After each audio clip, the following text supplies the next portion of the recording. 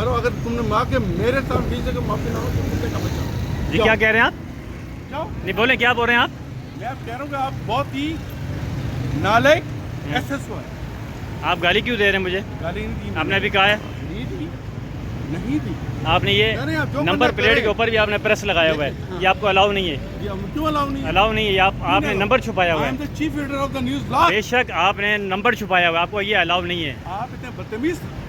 अच्छा मैं बदतमीज हो जी, गया? आप बदतमीज सर आप इसकी 500 की वीडियो पर्ची बनाना, कटवाएं, हाँ, जी। मैं बना रहा हूँ आपकी। जी। आपको गाड़ी में फ्री नहीं करूँगा। जी। आप इसकी 500 की लिफ्टिंग चार्जेस है वो आप दें और ले जाए गाड़ी। नहीं, मैं 5,000 रुपए दूंगा, लेकिन नहीं, आप कोई इतने जरूरत नहीं है। बदतमीज हैं जो ऑफिशियल कि चार्जेस आपको है। ये गाड़ी का हक नहीं है आपको।